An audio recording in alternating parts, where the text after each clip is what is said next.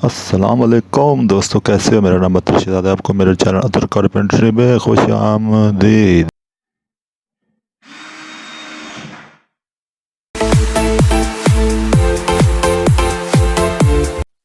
अस्सलाम वालेकुम दोस्तों, कैसे हो? मेरा टूर रेडी हो गया है।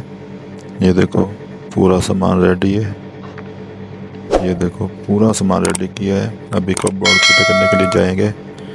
ये हमारा स्लाइडिंग कटर है, सही है। और ये हमारी गाड़ी है, इस पे हमने डोर और फिटिंग के लिए डोर जब लेके जा रहे हैं। अभी ये सीढ़ी पर ही है, वो सामने डोर है। ये हमारी गाड़ी है, चेक करो माशाल्लाह। वीडियो बहुत अच्छी है, आपको पसंद आएगी। ये डोर को फिटिंग के लिए कब्जे लगाए हुए हैं।